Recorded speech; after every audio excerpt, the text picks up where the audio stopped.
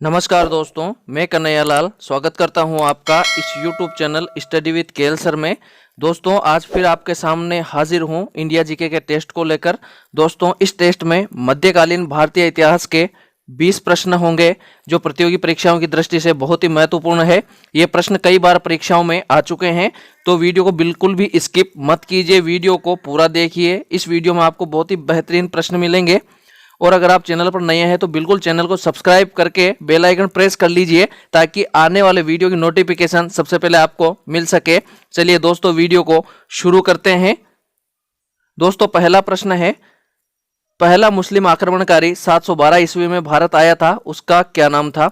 मोहम्मद गौरी, बाबर, अलाउद्दीन खिलजी, मोहम्मद बिन कासिम। तो बताइए इस प्रश्न का सही उत्तर क्या है? दोस्तों इस प्रश्न का सही उत्तर है विकल्प नंबर 4, मोहम्मद बिन कासिम। दोस्तों 712 ईस्वी में अरब से मोहम्मद बिन कासिम भारत आया था। चलिए चलते हैं अगले प्रश्न की तरफ।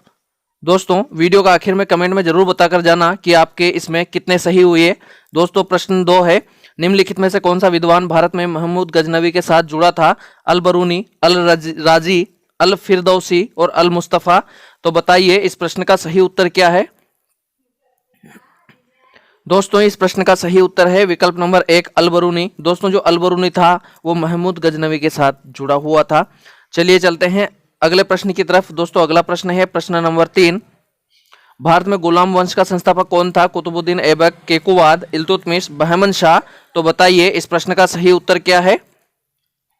दोस्तों इस प्रश्न का सही उत्तर है विकल्प नंबर 1, कुतुबुद्दीन ऐबक। दोस्तों गुलाम वंश का संस्थापक जो है वो कुतुबुद्दीन ऐबक था। ये मोहम्मद गोरी का सेनापति था। तो मोहम्मद गोरी ने जाते वक्त इसको भारतीय प्रदेशों का संभाल जो प्रशासन इनको संभाला करके चला गया था। तो यहाँ पर कुतुबुद्दीन ऐबक आएगा, इसने गुलाम वंश की स्थापना की थी।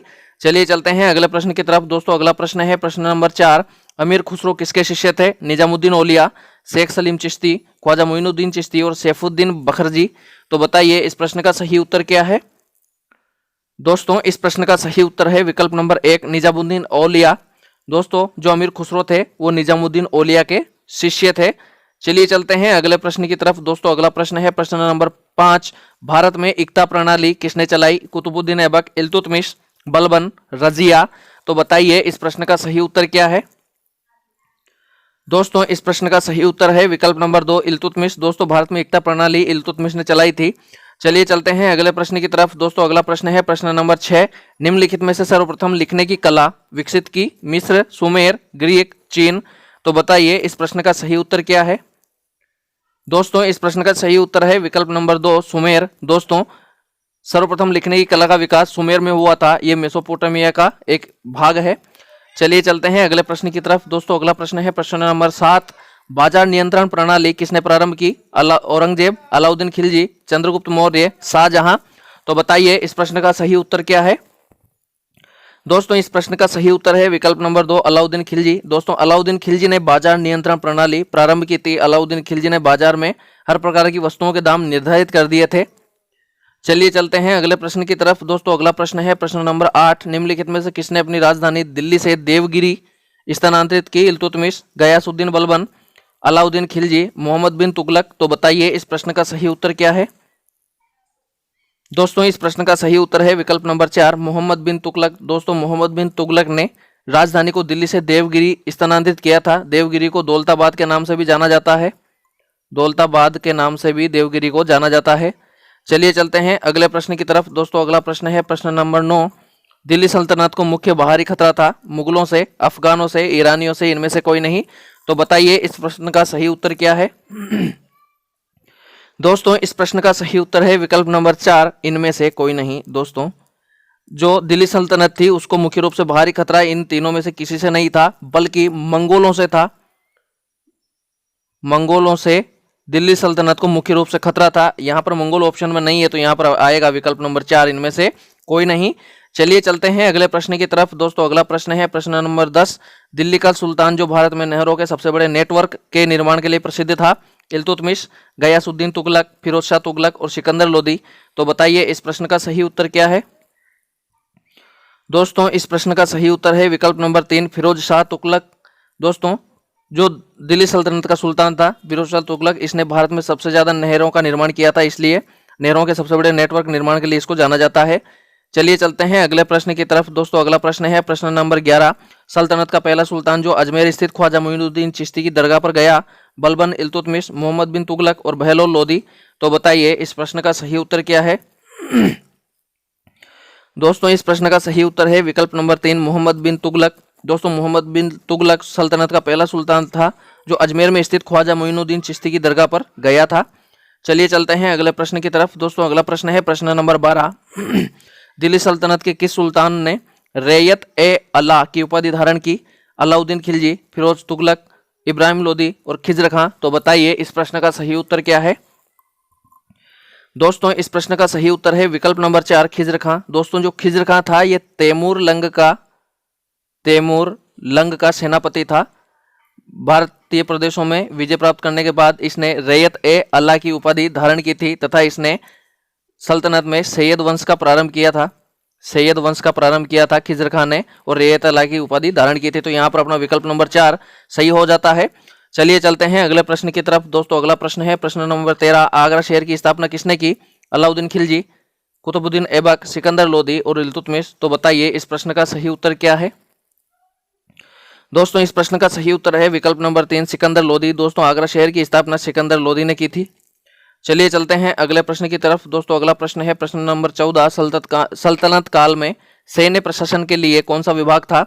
दीवान विजारत, दीवान वकूफ, दीवान अर्ज, दीवान मुस्तखराज। तो बताइए इस प्रश्न का सही उत्तर क्या है।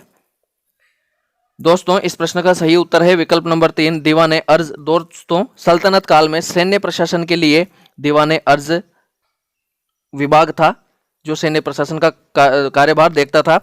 चलिए चलते हैं अगले प्रश्न की तरफ। दोस्तों अगला प्रश्न है प्रश्न नंबर 15। निम्न में से कौन सा शासक कश्मीर का अकबर कहलाता है? शमसुद्दीन शाह, अलाउद्दीन, जैनुल आबिदीन, इनमें से कोई नहीं। तो बताइए इस प्रश्न का सही उत्तर क्या है।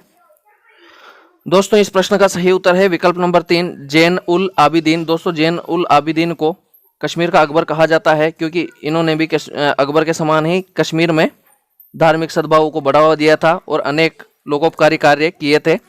चलिए चलते हैं अगले प्रश्न की तरफ। दोस्तों अगला प्रश्न है प्रश्न नंबर 16। द्वार समुद्र किसकी राजधानी थी? चेरों की, यादवों की, पांड्यों की, होयसलों की। तो बताइए इस प्रश्न का सही उत्तर क्या है। दोस्तों इस प्रश्न का सही उत्तर है विकल्प नंबर 4 होयसल। दोस्तों जो द्वार समुद्र था ये होयसलों की राजधानी थी। तो यहाँ पर विकल्प नंबर 4 अपना सही हो जाता है। चलिए चलते हैं अगले प्रश्न की तरफ। दोस्तों अगला प्रश्न है प्रश्न नंबर 17। गुजरात का शासक जिसने पुर्तगालियों के विरुद्ध मिस्र एवं कालीकट के शासकों से संधि की? जफर खां, अहमद शाह, महमूद बेगड़ा, जफर खां, अहमद शाह, महमूद बेगड़ा और इस्लाम शाह। तो बताइए इस प्रश्न का सही उत्तर क्या है। दोस्तों इस प्रश्न का सही उत्तर है विकल्प नंबर 3 महमूद बेगड़ा। दोस्तों महमूद बेगड़ा गुजरात का शासक था जिसने पुर्तगालियों के विरुद्ध मिस्र एवं कालीकट के शासकों से संधि की थी और एक बार पुर्तगालियों को हरा भी दिया था। चलिए चलते हैं अगले प्रश्न की तरफ। दोस्तों अगला प्रश्न है प्रश्न नंबर 18। जौनपुर को भारत का सिराज किस काल में कहा गया? ख्वाजा खां, शमसुद्दीन शाह सरकी, हुसैन सरकी, इनमें से कोई नहीं। तो बताइए इस प्रश्न का सही उत्तर क्या है। दोस्तों इस प्रश्न का सही उत्तर है विकल्प नंबर 2 शमसुद्दीन शाह सरकी। दोस्तों शमसुद्दीन शाह सरकी के समय में जो जौनपुर था इसका काफी विकास हुआ था, या कला और संस्कृति का काफी विकास हुआ था, इसलिए इसके शासनकाल को भारत का सिराज, इसके शासनकाल में जौनपुर को भारत का सिराज कहा जाता था। चलिए चलते हैं अगले प्रश्न की तरफ। दोस्तों अगला प्रश्न है प्रश्न नंबर 19। मेवाड़ को अंतिम रूप से मुगल साम्राज्य में मिलाने वाला शासक था? बाबर, अकबर, जहांगीर, शाहजहां। तो बताइए इस प्रश्न का सही उत्तर क्या है। दोस्तों इस प्रश्न का सही उत्तर है विकल्प नंबर 3 जहांगीर। दोस्तों मेवाड़ को अंतिम रूप से मुगल साम्राज्य में जहांगीर ने मिलाया था और इस समय मेवाड़ का शासक था अमर सिंह। इस समय मेवाड़ का शासक अमर सिंह थे जो कि महाराणा प्रताप के पुत्र थे। तो यहाँ पर विकल्प नंबर 3 अपना सही हो जाता है। चलिए चलते हैं अगले प्रश्न की तरफ। दोस्तों अगला और आखिरी 20वां प्रश्न, उससे पहले आपसे निवेदन है कि अगर आपको वीडियो पसंद आए तो ज़्यादा से ज़्यादा लाइक और ज़्यादा से ज़्यादा शेयर करें। दोस्तों 20वां प्रश्न है बहमनी राज्य से टूटकर बनने वाले राज्यों की संख्या थी 9, 5, 7, 3। तो बताइए इस प्रश्न का सही उत्तर क्या है। दोस्तों इस प्रश्न का सही उत्तर है विकल्प नंबर 2 5। दोस्तों बहमनी राज्य से टूटकर बनने वाले राज्यों की संख्या 5 थी। बहमनी राज्य से 5 साम्राज्य बने थे, बीजापुर, अहमदनगर, बरार, गोलकुंडा और बीदर। इस प्रकार से 5 साम्राज्य बने थे, 5 राज्य बने थे। चलिए दोस्तों, आज के लिए इतना ही। मिलते हैं जल्दी ही नए वीडियो नए टेस्ट में, तब तक के लिए नमस्कार।